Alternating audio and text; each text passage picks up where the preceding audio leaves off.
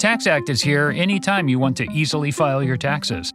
TaxAct is here for the early birds who like to knock them out as soon as the season opens. And for the procrastinators who like to wait until the very last minute. TaxAct is also here for the middlers who file right in the middle of tax season. No one ever talks about the middlers, but TaxAct sees you, and TaxAct respects you. TaxAct, let's get them over with. This episode is brought to you by Venmo. With the Venmo debit card, a taco in one hand, and ordering a ride in the other means you're stacking your rewards. Nice. Get up to 5% cash back with Venmo Stash on your favorite brands when you pay with your Venmo debit card. Pick a bundle with your go-tos and start earning cash back. Do more stash, get more cash. Visit Venmo.com to learn more. Venmo Stash Bundle terms and exclusions apply. See terms at venmo.me/stash terms. Max $100 cash back per month. Rated T for teen. Hey everyone, it's the best in the world, CM Punk, back to shake up WWE 2K26. This year, the show never stops. You're running the greatest spectacle on earth with the biggest roster we've ever had. Over 400 superstars and legends from every era. Stack the tables, break the rules, burn it all down. And yeah, my very own showcase, telling my story the way it should have been told. Because when the show never stops, anything is possible. Available March 13th, pre-order now.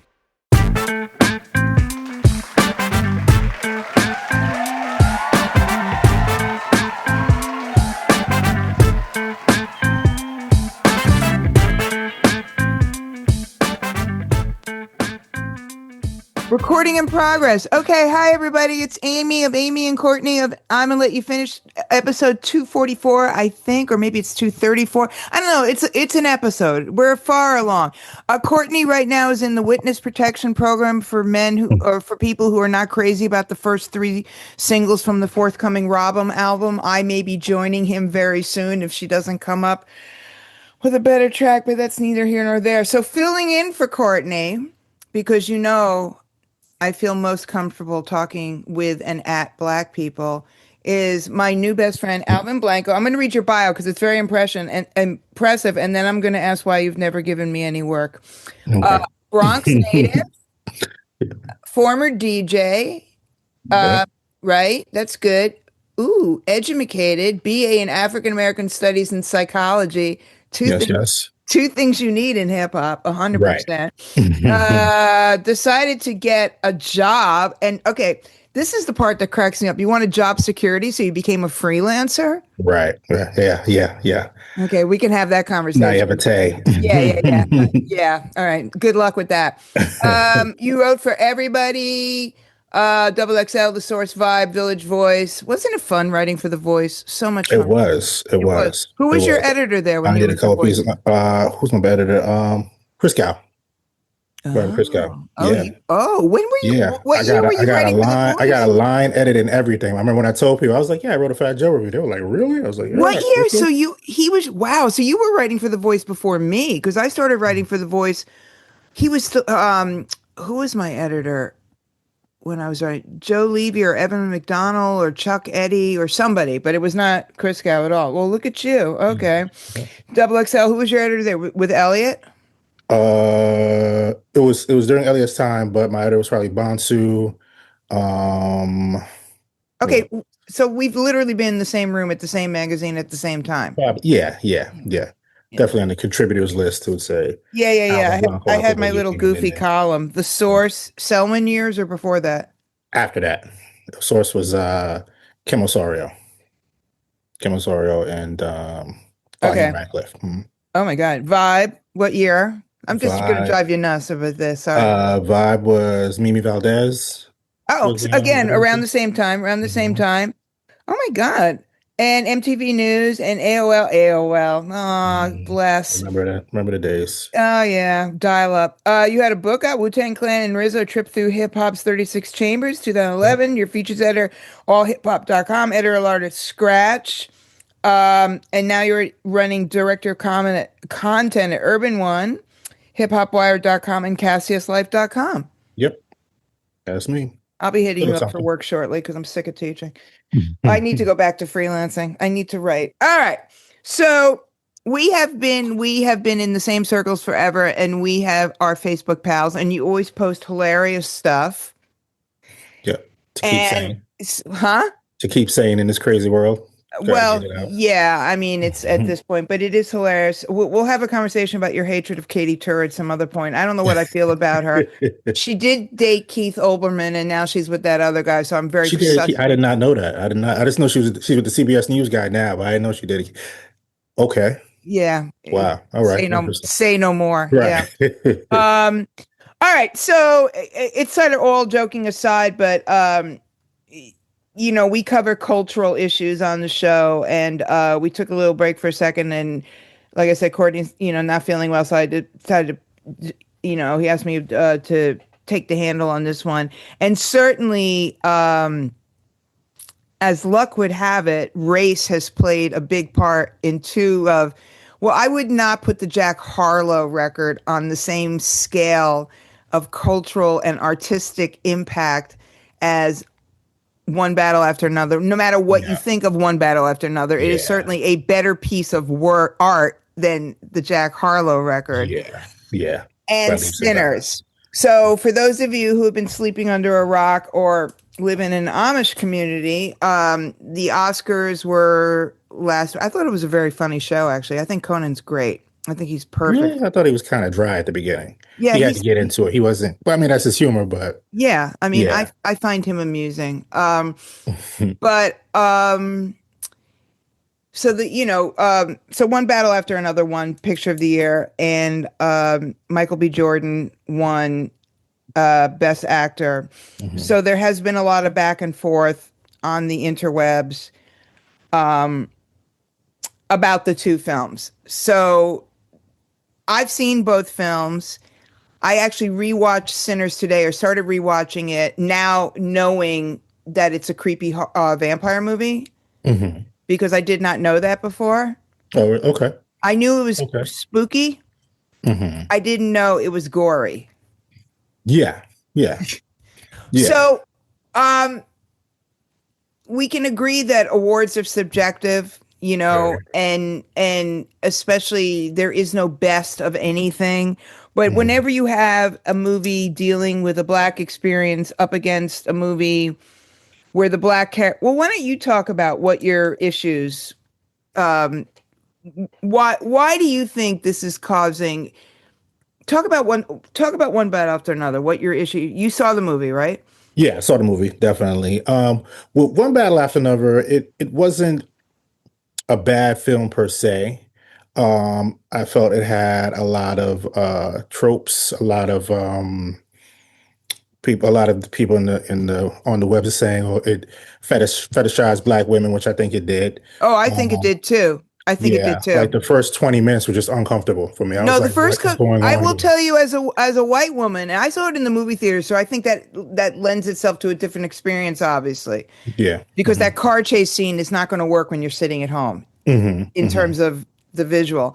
Yeah. No, it is. And some of those scenes were like, come on, she's 100 months pregnant and she's shooting a machine gun. Yeah. It was kind of over top. But then they say it's a Black comedy, right? So it's supposed to have that dark comedic tone to it, which it has. I think DiCaprio did that, right? Like he had moments where I was like, okay, this is hilarious, when he's like, look, you're asking me for these passwords. I've been getting high for 30 years. Like, why are you doing this to me?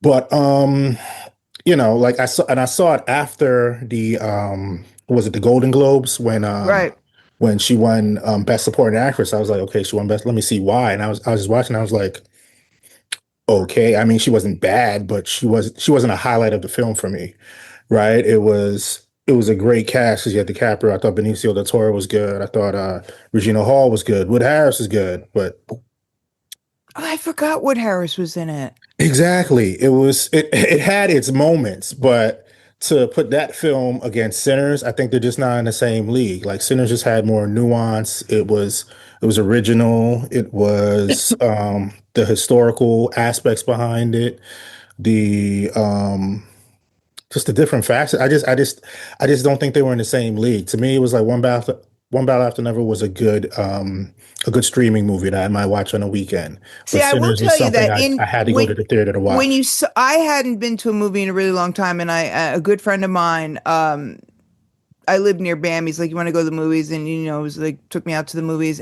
I have to say, seeing it in the theater all movies seeing in the theater make a huge difference, because there's a lot of stuff camera wise that you're just not going to pick up at home. And I hadn't been to the movies in a while. And I will say this, I have the memory, I can't remember anything. I can't read. No, literally, I will read. It's a running joke between me and my best friend. We'll read a book and I'll go, oh my God, I just read this great book. And she'll go, what's it about? And I'm like, I don't know. I mean, I just read I know, I liked it. I just read the book. I can't remember anything about it. I walked out of that movie really, yes, the first 15 minutes are like suspension of disbelief to the nth degree. But I think it was also because at the time I saw it was the height of the ICE raids going on. Okay. And it really felt for a story. And I've never read Thomas Pynchon, to be honest with you. So I have no idea if this is it's adapted from a Pynchon book, but it felt very, very of the moment. It felt very, very of the moment. And yes, Sean Penn is over the top in it, but he's playing a caricature. I totally understand the issue, and I thought she was good, Tiana Taylor, but I understand the implausibility in the issue. When I saw Sinners, I saw it at home, or at the same friend's house, so it was not the optimum experience. Because I said to her, I heard it's a scary movie, and I can't watch scary movies by myself. Okay. Well, I just was going to be like, Yeah, my wife is the same way, but even we saw it together, and she got that it was scary, but it wasn't like, oh my God, let me hide my eyes. Oh, I was, oh my God, let me hide my eyes. Yeah. I tell people that my students, I had once, when Sinners opened up, and I was very impressed that they actually went to the movie theater to see it, because, these kids today don't go to the movies. Right. And one of them was like, oh, Professor, you're going to go see Sinners? And I went, well, I really like him a lot, but no, I don't think so. I heard it's really spooky. And he said, and I've told people I would like to find this kid and kill him for this. He said, oh, it's just one scene. Not telling me that the one scene is a third of the movie. So yes, technically it's one scene. I actually find watching it again, one of the scariest parts of the movie is the Remnick and the ghouls dancing in the field. Oh yeah. Also because the Irish, yay. Okay. But so Sinners, again, it's an apples and oranges type of thing. I guess what sort of like, and we're sort of joking around, but not joking around, is that I don't know. Do you think that One Battle After Another is an inherently racist movie? I don't think it's I don't think it's a Green Mile or Green Road, whatever the heck. What was that movie called? Green Mile. Yeah. I don't think it's inherently racist. I think it could be naive or trying to be smarter than he thinks he is. Right. Kind of swinging and missing on certain aspects. But I could definitely see if somebody made the point like, hey, this movie's kind of racist. Like I wouldn't be quick to defend them. Just because Tiana Taylor's character was just so she's all revolutionary, and she just snitches on everybody. And I'm like, right. Like what? Huh? Like, and then somebody was telling me how, well, it's about the or it might have been, what's the director's name? Paul Thomas Anderson. They asked him about, what people were saying, and his answer was such a cop-out. It came basically down to, well, it's complicated. Shit, everything is complicated. Yeah, everything's complicated. You got to explain yourself. Like, why'd you do this? Why'd you so that definitely put me off. And I guess the expectation, because he's married to a black woman, people are kind of like, right. I'm not racist. I'm married to black. Like, okay, sure. Yeah, right. No, not because that he would. Yeah. You would hope he would know better. Yeah, exactly. It is definitely an over the top, and I like I said, she is over the top, and the whole movie like you could almost cut the first 20 minutes. It sets up the rest of the movie, but for me, the movie would work if you just started it from when to me, the more improbable part about it is that Leonardo DiCaprio is a revolutionary. He's Right. high as a kite. I think he was High as a great. I kite, think it's yeah. the best I've seen him in years. He was good. His I think he performance should was do great. comedy all the time. Yeah, his performance is great. Like he nailed it. Like Yeah. DiCaprio nailed it. Like because you're just watching this guy. Like, yo, this guy is crazy, and it's just the passwords just killed me the whole movie. He's No, like, that "Look, killed why me. are you asking me this? Like, come on, man. Like, seriously." And I thought it was a brilliant use of American Girl. I will say that that's one of the best uses of that song, Tom Petty's American Girl, to have it. I know. I mean, I understand, and we're kind of. It's just a really interesting thing. And okay, so I'll solve the problem. I Okay. think Wagner Moura should have won Best Actor. There, that solves the problem. What was the movie for Secret Agent? Oh, see, I didn't see that. Well, see, I think I started it.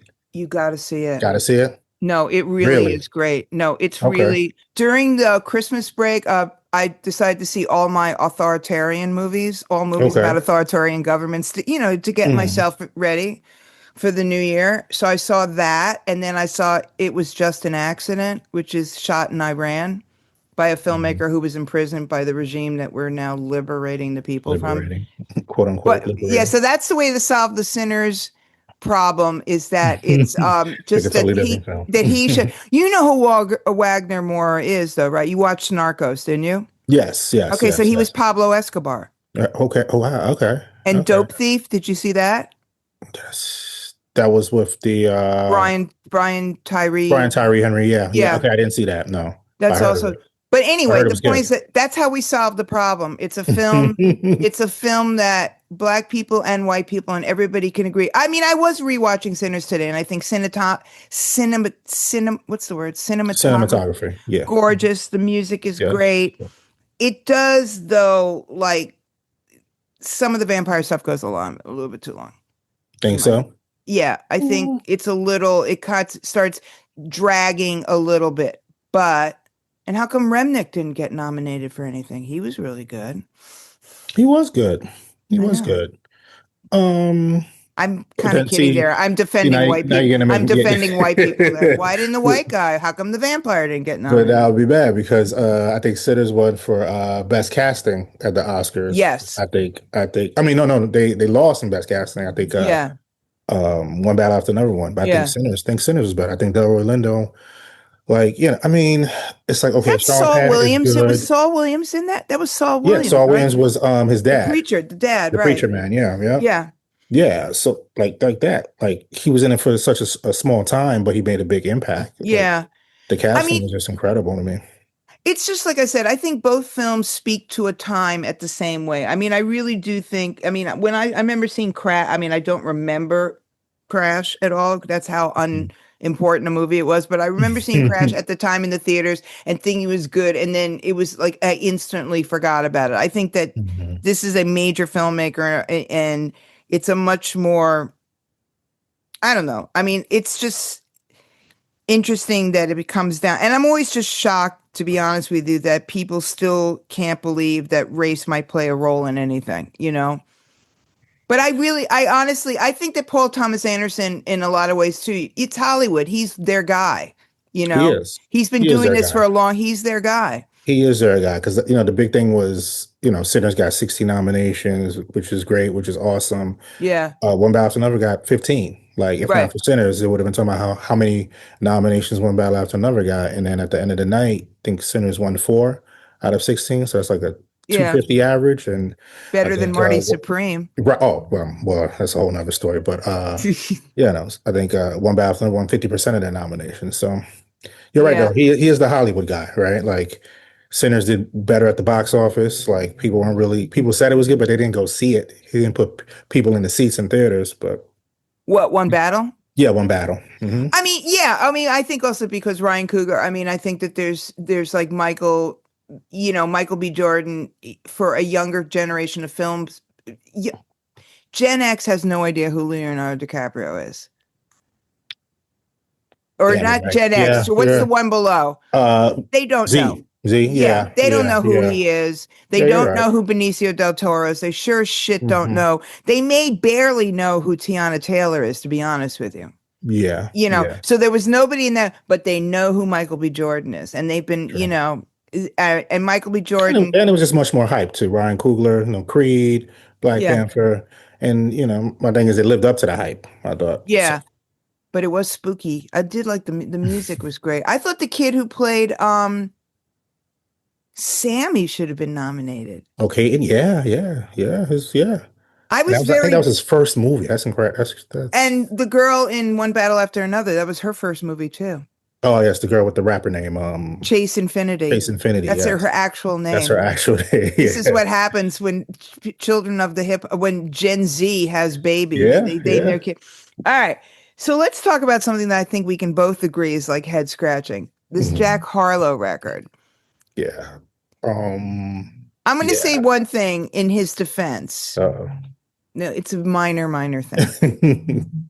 The quote about I wanted to go blacker has been pulled out of context because they asked him. Yeah. I definitely went back to read it. Yeah. Yeah. 2 white reporters, one of whom should have known better. I'm not going to say which one, but he should have known. And I feel like it was a setup to get him to say that. They definitely led him into the answer. When I was watching, I was like, because if someone else was like, let's take it out, I was like, let me check out what he said, and they definitely led him into it. He was, but he said it with his whole chest too, though. And has repeated it.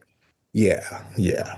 So I listened to the record because why not? Due diligence, got to do due diligence, and also it's hard to be a white man these days, and I want to do what I can to support my brothers. So the good thing is it's only 29 minutes long. That was a tough 29 minutes for me. Yeah. So that's a good thing because I'm of a generation where if the record is over 45 minutes, you've lost me already. I don't have time. I always say a record should not be longer than my labor was. Totally. So that's it. It's just so, as somebody said somewhere, Remy Shan come back, all is forgiven. True story. I was an intern at Motown Records when Remy Shand was at the label, and that guy was talented. He played all his instruments, did everything. The album was soulful, very soulful. Jack Harlow, it is just flat, dry, scribble. It's the music is fine. The music is fine, but as soon as he starts like talking in harmony, it's like he can't sing. Let's just start with that. He's talking in a low voice. Yeah, he's talking in a low voice. He can't sing. I mean, the thing is that I think the bare minimum for being a singer should be the ability to sing. Yeah. Even if you have an idiosyncratic, I mean, there's some people who think that, idiosyncratics here. I don't like the sound of their voice. They have weird voices, whatever, but they are actually singers. Not everybody loves Bjork, but she can sing. Not everybody loves Erica, but she can sing. It's just he can't sing. Yeah.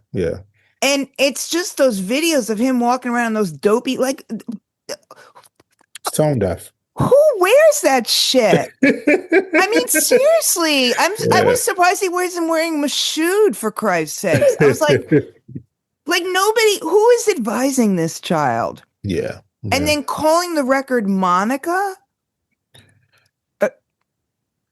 It's almost like he's trolling. It's like were you trolling? Like, were you trolling when you did this? Like, and come up with some of the one thing names. For me, not to reference the interview on another outlet, the Same Times interview, they asked them, I think, forgot, it might have been Cara Monica. He was like, were D'Angelo and who's the one he said? Erykah Badu might have said, were these your North Stars? And he was like, yeah, I love Erykah Badu. I love D'Angelo. He didn't mention anybody else. Let's talk about the Neo Soul guys. Well, that's because it's sort of like, it's like back in the day when you would interview rappers, they'd all go, oh yeah, I really like Radiohead. It's like, yeah, because someone told you to like Radiohead. Exactly. Like no mention of Maxwell, no mention of Raphael Sadiq. Sadiq. All the players in this rich genre. So clearly he's not familiar. He just he was like, oh, maybe I'm an Electric Lady. Even that was flipping. He was like, oh yeah, I just happened to be there. It's like, dude, like they literally told you like part of the history of Electric Lady, right? Like, did you even know that it was Hendrix's studio? Like, did you have passed that part?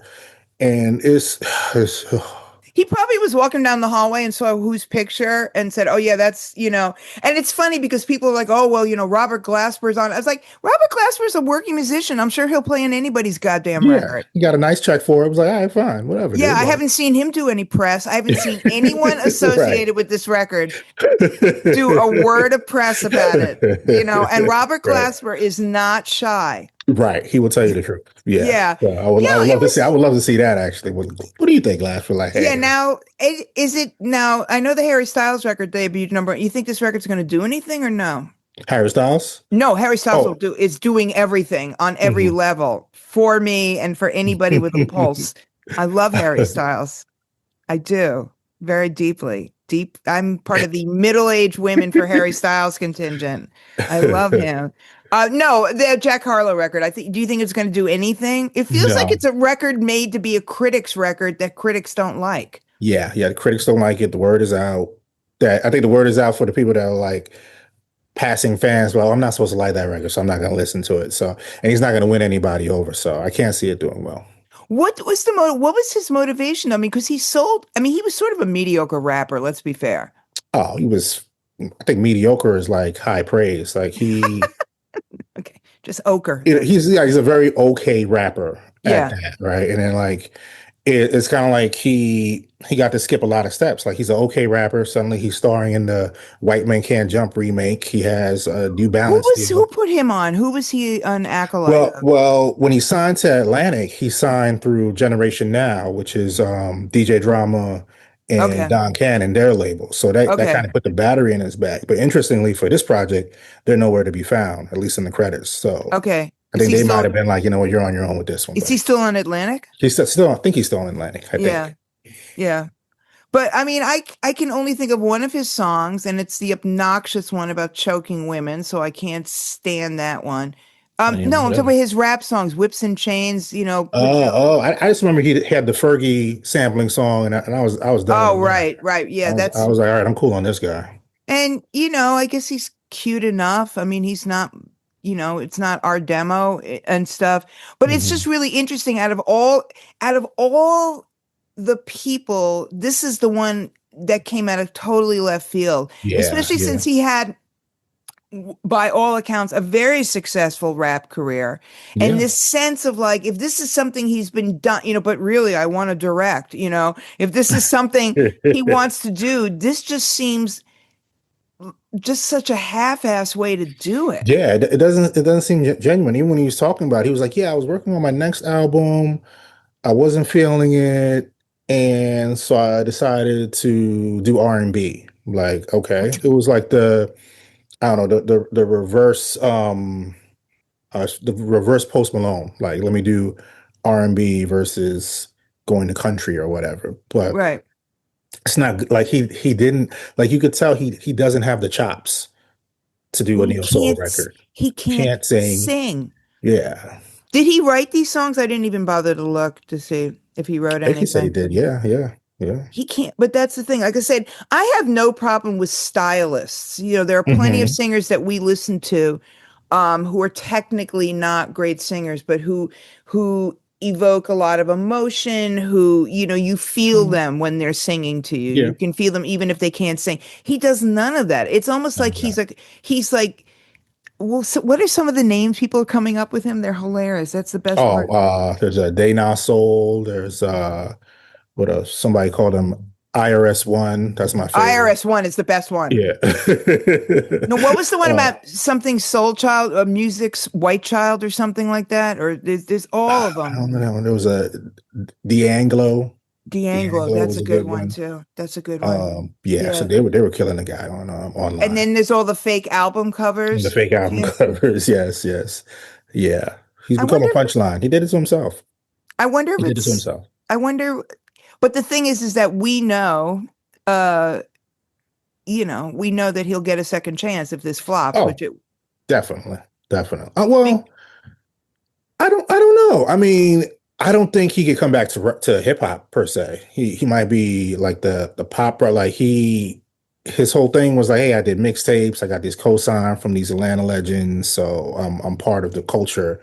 But after this, it's like, can he really come back? Like, he might be come back and be more on the gosh, I don't know, maybe MGK, who's now like a full-time rocker. People don't even remember him as a rapper anymore. So maybe in that line. Or Kid Rock. Or Are you Kid, old oh, enough to remember when Kid Rock was being yeah, pushed and covered by Vibe magazine and yeah, every other yeah. magazine as a viable Cosplaying Run rap DMC. artist? Yeah, yep, Yeah, yep, that was yeah. we'll never live that moment again. I apologize for that, though I had nothing. No, did I ever review him? Sure, I did at some point. I'm sure I did at some point because I remember listening to the rap records, and there's no other reason in the world I would have Unless you're getting listened paid to for them. it, yeah. Yeah, I mean, why would I subject myself to? But and this is always the argument that comes. I mean, this is always the discussion that comes up. In terms of the culture and stuff, and white people. Obviously, you have people of a certain age. I mean, my son being one of them, or anybody in their 30s and 20s, this is the music they've grown up with. It would be absolutely, it would not be fair to say to an Asian kid or a white kid or something who grew up in a city, who grew up with hip hop, and say, oh no, you don't, because that's the language they speak. Yeah. But there's also a line you have to sort of, I mean, I'm speaking for myself, being older and being in Black music for quite, writing about Black music and for mainly Black publications. There's a line you have to know that you can't step over. And Right. and I think the line is, and this is where these "I got blacker" quote is nailed him, and why when they Yes. asked him that he should have known better is the line is, you're not supposed to pretend that you are the culture. Right. You right. know, and he didn't Yeah. know that he's too stupid to not figure that out.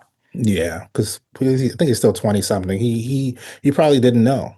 And just that line, even if it was out of context, and then the music itself being shitty, it leads us to where we are right now, where he's just a punchline on the internet. But yet he's on the Times podcast and they He'll don't get another interview chance. anybody. So Right. there's somebody somewhere, Mhm. unless Caramonica and the other guy, Cosarelli, is that how you pronounce his name? Unless they're evil geniuses and they're doing this to bring him, down. Because certainly, though both those guys have credibility as critics and Mhm. they're good at what they do and they've been doing it for a while and they're very respectful of the respective musics they cover. But it was just an interesting thing because any white artist knows better who's been, and any white writer, any white person, it's like, we're the vampires. Like, Don't let him in. don't, or you Mhm. do need to invite us. Mhm. Like we can't just walk in. I also didn't know, just to get back to that, I didn't know that you had to invite vampires into something. So that whole thing. Oh yeah. Oh yeah. You definitely don't watch horror movies then, because that's like, No, I yeah, don't yeah, know that. And yeah. I'm Hungarian. I am from the Oh, people come of on. vampires. Yeah, no, Yeah, did not know you had to extend yeah, it. So I kept going, what's the big fucking deal that they're not like, yeah, yeah. I mean, I Yeah, did figure I'm out trying to about think space. like Yeah, I didn't know. it's not new. It's like I didn't I'm trying to know. think what was the first vampire movie I saw that where they were like, But don't not invite him in. Dracula. They didn't do that with Dracula. True. It might have been True Blood. I know in True Blood that was Oh, a I've big never thing. seen True Don't Blood. Oh, you never seen True Blood? Okay. I Yeah. think True Blood is the first real like I think the mainstream vampire series Yeah, I on had no HBO idea. where they were like Bill, the main character was Bill, and he couldn't walk in the door and it was like, well, I got to be invited in. I was like, oh, okay, come on in. Oh, yeah. No, I didn't get that at all. But Yeah. I did understand the whole idea of the whole idea of black spaces and white spaces and the idea that like white people just feel like they can walk into black Mhm. spaces, but also the idea of the guy being Irish and the weird kind of, the way the Irish were treated and the way it was just, Mhm. I had to watch it again. I watched it today. Now that I know it was spooky and scary, it was much, for me, the best whole thing in the movie, to get back to, is just that end scene to see Betty Guy So, wait, which Sinners, end was? in Sinners, and Buddy Guy at the end of it. Oh yeah. That was great. That was great. But one of my favorite scenes is just the Choctaws who tried to warn him like, hey, Oh yeah, if this guy's here, you might, and then sun's coming up. Gotta go. We tried. Gotta go. yeah. So Oh, yeah. that's right, because they were like bit too, right? No, they weren't bit. They knew what he was. They were chasing him. They were like, okay. Right. No, because they went to the door, and it's so subtle when he looks in and he sees the Klan robe there Mm-hmm. with Yeah. And remember, they invited him. Only way he got in is because they invited him. Like, oh, sure, come on in. You know. versus, even though he's running through the field, no shirt on, smoking, with blood, covered but he's in a white blood, guy. So, oh yeah, come on in, you're fine. covered But in the blood. Indians, right? But the Absolutely, Indians were like, 100%. look, we're letting you know, like you might not. They're like, oh, get out of here. That was a little, but once I found out about the vampires I did not know. My knowledge of vampires lore begins and ends with Bela Lugosi. Oh man, yeah. Because when you are of Hungarian extraction, you have a list of people that are famous Hungarians, and he is top tier. Okay. Him, Harry Houdini, and Zsa Zsa Gabor. That's like our and Mariska Hargitay, except that it turns out that she's actually not really Hungarian.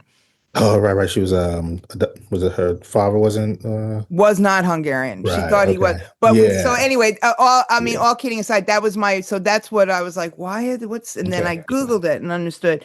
Okay. But I would say get back and then we'll wrap it. The Jack Harlow thing is interesting because it once again points to this flexibility that white artists have, that they can fail upwards.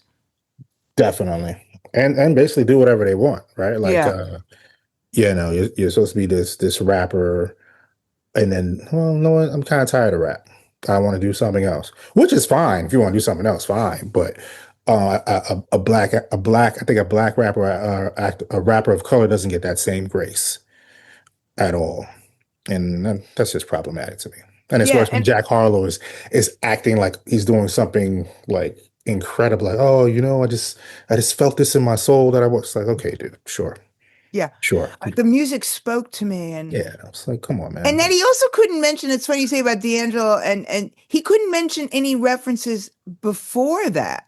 None. Like he mentioned Stevie Wonder, but it was because he was listening to him with some other artist. He was like, Stevie does this. And I was like, well, I mean, I didn't finish the entire interview. Maybe he did, but I can't see him referencing Marvin Gaye or Teddy Pendergrass or any of the neo soul precursors. I can't see him. Or even white soul singers, of which there are tons. Boss Gags, of which there are Michael McDonald and any of them. Like, come on, like, any of the British. I mean, we could just go down the list. I mean, he would never mention Lewis Taylor. He has no idea who Lewis Taylor is, obviously. But there have been. I mean, if he had said John B., I think I would have lit up like a Christmas tree. Right. That's like the most basic one you could pull out of the air. You're probably like, oh, never. If he had mentioned Robin Thicke, as heinous as he's turned out to be, because Robin Thicke, before we realized who Robin Thicke was as a human being, he took that lane for himself. Like, hey, let me slide lane right for in himself. Here. And every time I would be reviewing a record and I'd look at the credits, I'd go, oh. My favorite song on this is the Robin Thicke song. He didn't even know, Jack Harlow. I read somewhere that Brandy and Ray J are brother and sister. That's crazy. That's when I wanted to go back and see maybe this was out of context because, white people, there are certain things you need to know. Yeah, fundamental knowledge. All right. Yeah. I need to know that vampires need to be invited in. So now I know. Yeah. To be fair, you don't watch horror movies, though. I don't watch horror movies. I didn't even see Get Out because I don't like spooky. Oh, Get Out is definitely spooky. Yeah, I don't like spooky. I can't deal with spooky, especially if I'm by myself. I can't deal with spooky. I don't mind violent. I don't like spooky. Okay. So if people are being shot in the head, I'm good with that. But I don't. Yeah, it's just a really weird thing. And getting back to this sort of, to use the term you use, grace, or this just sort of freedom. If you're a white artist or writer or person in a primarily black space, you should learn the rules before you come in. Mm-hmm. Yeah. It's like when people move into a neighborhood and they immediately want everyone in the neighborhood to stop doing what they've been doing for 100 years. Yeah. You can't do that, you know? Yeah. And it's like for Harlow, it's like at least it reveals that, you were this successful as a rapper, but did you genuinely like rap music, or was it just a thing where you saw you were a little successful at it, gained you some fame. Okay, now you're tired of it. Let me do something else. Versus an artist who literally loves this to death, and I'm gonna do it for the rest of my life. And that goes for black, white, whoever artist. Like I don't appreciate any artist that's like, hey, I think I'm gonna sing now. Now it makes me more upset when it's like Miley Cyrus talking about, oh, I didn't like this about hip hop, this about that. Like, well, we didn't like you either. Like, You're right. keep going. I mean, I don't mind experimentation. And I don't mean dipping your toe into thing. The difference Yeah. is don't claim it as yours. Because Right. Miley Cyrus is best when she's singing country and singing pop. She's a country pop singer. Don't claim it as, as your culture. And I mean, how are you tired of hip hop after 2 albums, Jack Harlow? Right. I mean, you're 25 years old, you're rich, you're cute enough, I guess. You're Yeah, making, yeah. and you're He tired. did have a bunch of mixtapes, so it's not just 2 albums, but still, like, dude, you're not even 30, and like now you want a career pivot? Like, okay, like, I can't wait for his what's the music that all the kids, his hype beat. What is it? All the was stupid it hyphy or hyphy, or no, not not even hyphy, hyphy. It's something. drill? His Yeah, drill album? God, his drill record. That'll be great. No, but he's going to be a singer now. So maybe he'll do like Rosalia and do a record in 14 different languages. Who are you listening to these days? Who do you like these days? New records or old stuff that you're listening to? I mean, honestly, like I just listen to old stuff. Like who? On my playlist is always native tongue heavy. It's always Okay. My only 2 celebrity rap friends are Q-Tip and Ali. Those are my only. Oh, really? The only people Okay. Okay. Yeah. Okay. Next, if you Tip hosted a talent show, a fundraising talent show at my son's elementary school when he was like 7. Wow. Which was hilarious because none of the kids knew who he was. I love that. I'm sure you saw when Tip was walking down the street and the guy stopped him. Was like, Yeah. "Hey, I love your outfit." Tip was like, "Who are you? Like, why are you?" Yeah, talking who are like-" you? Yeah. Yeah, no, you can never, those records don't age at all. They don't. They don't. They don't. Rest in peace, Bob Power. Yeah. Oh my God, right? Yeah. Yeah. So a lot of old Mos Def I listened to. No, I did listen to J. Cole's album. It was pretty good. I have It to was listen to that. pretty- it was I pretty know good. my students, like whenever they have to do a paper about social consciousness in hip hop, I always say, and you are Cole. not allowed to mention Kendrick or J. Cole. Right. Like it's forbidden. You can't mention those Mhm. 2 people. And Kendrick too. I do listen to Kendrick. Yeah. But I don't, Anybody new? Any I new don't artists? listen to Drake. Huh? Well, Anybody? I have a no Drake policy in my classrooms. No, I will fail you right off the bat. I mean, I was ahead of the curve on that. I've been doing that for 10 years. Yeah, yeah, okay, good, He good. stands for nothing. He stands for nothing. Never has. Never has. He means the fact that he's biracial, it may be his most redeeming quality as far as I'm concerned. He's horrible. All right. So nobody outside of the hippity hop? Anything else? Outside of hippity hop, I like Jill Scott's new project. Nah, nobody. Can I get you to listen to Harry Styles? Yeah, I'll listen to Harry Styles because he's got He's bops good. here and there I like. Yeah, yeah. Yeah. And I also like he's not pretending to be something that he's not, which I appreciate. Have you heard the new Gorillaz record? No, I haven't heard a new Gorillaz It's record. fantastic. Really? Okay. Is it still Adele doing a lot of the No, rapping? it's in fact what's really interesting is they have a lot of dead people on the record. People that they'd worked with in the past. They have Anushka Shankar, so she's through it. Sparks, who I love. I mean, tracks that Bobby Womack and De La's on it, and David, Yeah. it's R.I.P. just Dave. it's just a really, I mean, it's just a really interesting record. And if you ever get a chance to see them live, they actually pull it off live. Okay. I really like, it's like that and the Harry Styles record. and I listen to Roxy music like nonstop. That's all I do is listen to Roxy music and Bad Bunny, but everybody listens to Everybody Bad listens Bunny. to Bad Bunny. Yeah, yeah. Did you like Tyler the Creator's album, the Breaking Glass? I did. And you know what? That's He's it. somebody I will freely admit that I ignored for a while because I was like, oh, they're so homophobic. They're so horrible. And then I'm like, wait, he's queer? I take it all back. Right. He's a genius, And he's one that he's like sincere when he tries different things. He's like you see the chops. Like he's like, yeah, I listen to this growing up. I listen to these R&B records. These what is it not neo soul. These New Jack Swing records and like he puts that in his music and it's genuine. Like It's that's like how it's sincere. supposed to be. He Yeah. has like the kind of ear, it's sincere. There are definitely artists, white, black, whatever, where it's sincere, where you can hear that this is actually the stuff, they're drawing influences because we live in a global world. That's Right. that's redundant. A global world. The world is a globe, but you know what I mean. Yeah. Where you're hearing stuff. Yeah, Jack Harlow, note to self, we're not buying it. Yeah. Yeah. We're Like not buying prove it. to us that you listen that you have a catalog of music in your brain that right now seems non-existent. Right. And he'll say, "Oh yeah, D'Angelo, I love Brown Sugar." It's like, well, everybody loves that record. All right, what are you working on these days? Anything you'd like to promote? Your fabulous websites and Just my fabulous websites, cashlesslife.com. It's the Black Men's Lifestyle site, hiphopwire.com, hip hop site.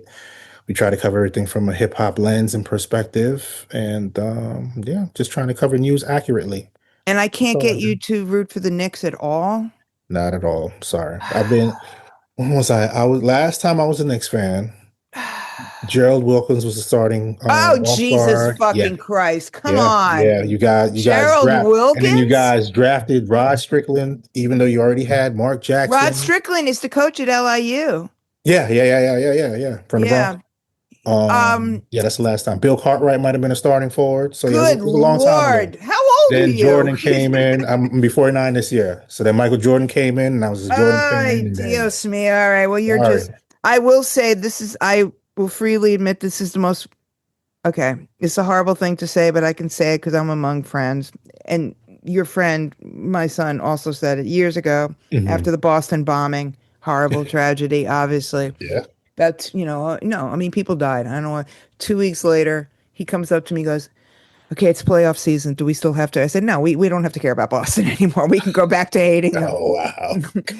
And so I feel that way. Thoughts and prayers for Cade Cunningham. But if you're going to get sick, this is the time to do it. Jesus. I'm just saying. Last long. Yeah. He's not going to die. I feel very bad for him, but he'll be okay.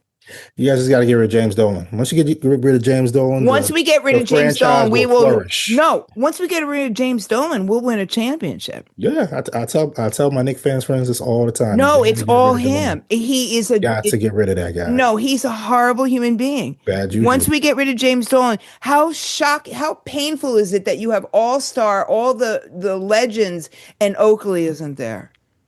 Once we'll work like that on right there lets you know. Like really, like Oakley. You can't work it out with Oakley. Like Oakley, fans love Oakley. Like come on, who didn't? Anthony Mason and Oakley, those were my guys, man. Yeah, all right, man. my friend, it's good to finally meet you after all these millions of years. Same. And Thank I'm you for going having me. to thank you for doing this on short notice, and I am going to be hitting you up for the fall to come talk to the children, to educate the children at LIU. Yes. Nadine has come through twice. Oh yeah, okay. She's my new favorite person. Awesome. She's the best. All right, so let me take it out. This is I'ma Let You Finish on the Pantheon Media, where you can listen to all different types of podcasts about all different types of subjects. But we hope you will listen to us. If you do like us, we're on all the streaming platforms, Spotify, Apple. I'll come outside your house and hold up a radio like that. Say anything. Please listen. Please tell a friend. Rate us, and we will see you soon. Bye. Peace.